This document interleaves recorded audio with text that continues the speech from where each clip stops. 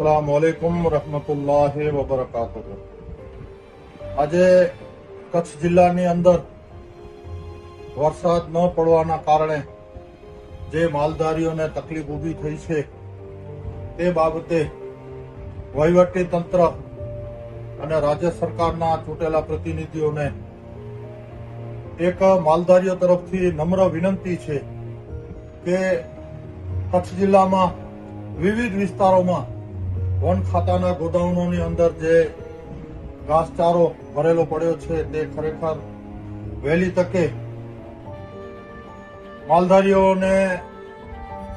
વિતરણ કરવામાં આવે, સહાયરૂપી કરવામાં આવે અથવા તો વ્યાજબી ભાવે કરવામાં આવે તો અત્યારે આપ જેવી રીતે દૈનિક પત્રકોમાં પણ આવી ગયું કે માલધારીઓનો માલ અત્યારે મરી રહ્યો છે. માલ મરી રહ્યો છે છતાં પણ જો કચ્છ જિલ્લામાં પણ ઘાસચારો ઉપલબ્ધ હોવા છતાં, કારણ કે બન્નીના બધા ગોદાઉનો ભરેલા છે,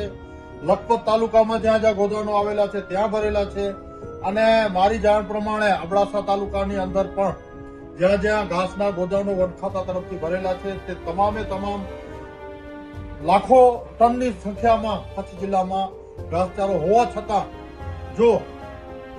કચ્છ જિલ્લાની ગાયો અને ભેંસો મરણ પામતી હોય તો એનાથી વધારે દુઃખની વાત ન હોઈ શકે. અત્યાર સુધી પંજાબ અને વલસાડથી સંસ્થાઓ દ્વારા અથવા તો માલધારીઓ પોતાની રીતે માલ મંગાવતા હતા, પણ ત્યાં કને પણ વરસાદ અને અતિવૃષ્ટિ થવાના કારણે માલ ન આવતો હોવાથી ઘાસચારાની મોટી તંગી ઊભી થઈ છે અને સાથે સાથે માલધારીઓ બિચારા પાયમાલ હાલતમાં છે. ત્યારે ન છૂટકે અત્યારે માલધારીઓ તરફથી એક માંગ કરવામાં આવી રહી છે કે વહેલી તકે જો ઘાસચારો કચ્છ જિલ્લામાં ઉપલબ્ધ છે તે વિતરણ કરવામાં આવે તો વહેલી તકે ગૌધન પશુધનને આપણે બચાવી શકીએ. મારી તમામ સંગઠનોને પણ અને પાર્ટીઓને પણ એક નમ્રભરી અપીલ છે કે માલધારીઓને વહારે આવી, સંસ્થાઓ પણ માલધારીઓને વહારે આવી ગૌધન અને પશુધન બચાવવા માટેના તમામ પ્રયાસો કરીએ. અને